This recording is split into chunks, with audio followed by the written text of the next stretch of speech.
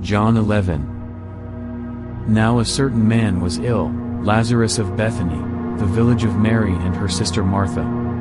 It was Mary who anointed the Lord with ointment and wiped his feet with her hair, whose brother Lazarus was ill. So the sisters sent to him, saying, Lord, he whom you love is ill. But when Jesus heard it, he said, This illness does not lead to death.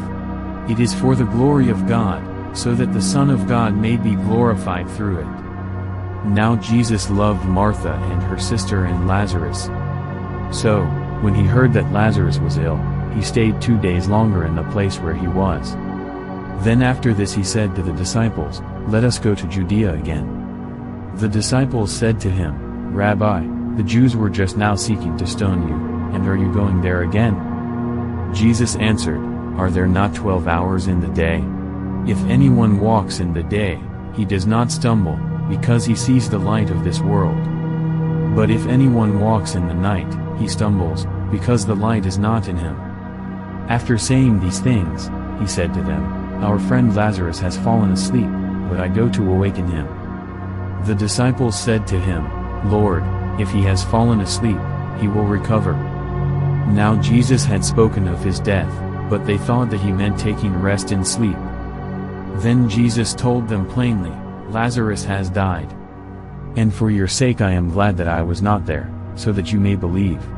But let us go to him. So Thomas, called the twin, said to his fellow disciples, Let us also go, that we may die with him. Now when Jesus came, he found that Lazarus had already been in the tomb 4 days. Bethany was near Jerusalem, about 2 miles off. And many of the Jews had come to Martha and Mary to console them concerning their brother. So when Martha heard that Jesus was coming, she went and met him, but Mary remained seated in the house. Martha said to Jesus, Lord, if you had been here, my brother would not have died. But even now I know that whatever you ask from God, God will give you. Jesus said to her, Your brother will rise again.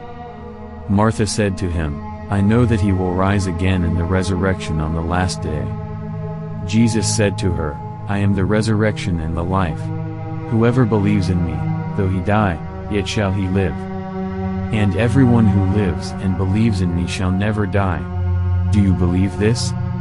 She said to him, Yes, Lord, I believe that you are the Christ, the Son of God, who is coming into the world. When she had said this, she went and called her sister Mary, saying in private, The teacher is here and is calling for you. And when she heard it, she rose quickly and went to him. Now Jesus had not yet come into the village, but was still in the place where Martha had met him. When the Jews who were with her in the house, consoling her, saw Mary rise quickly and go out, they followed her, supposing that she was going to the tomb to weep there. Now when Mary came to where Jesus was and saw him, she fell at his feet, saying to him, Lord, if you had been here, my brother would not have died. When Jesus saw her weeping, and the Jews who had come with her also weeping, he was deeply moved in his spirit and greatly troubled. And he said, Where have you laid him? They said to him, Lord, come and see. Jesus wept. So the Jews said, See how he loved him. But some of them said, Could not he who opened the eyes of the blind man also have kept this man from dying?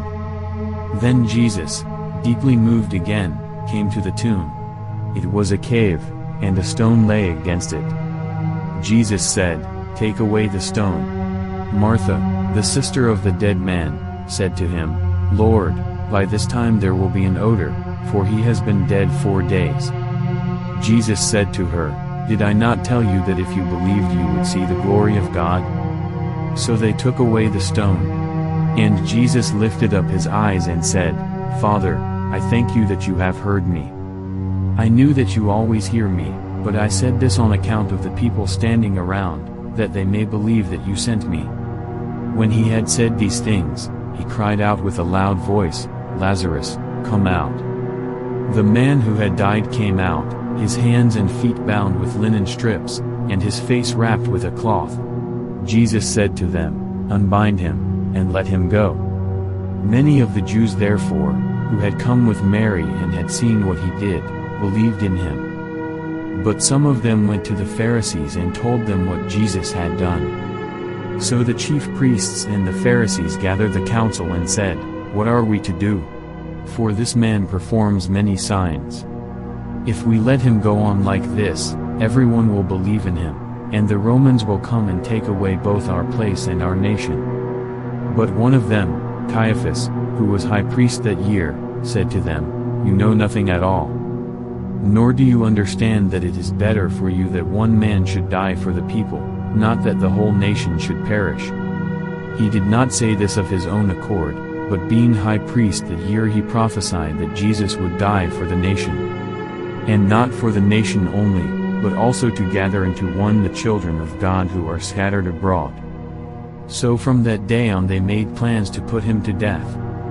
Jesus therefore no longer walked openly among the Jews, but went from there to the region near the wilderness, to a town called Ephraim, and there he stayed with the disciples. Now the Passover of the Jews was at hand, and many went up from the country to Jerusalem before the Passover to purify themselves.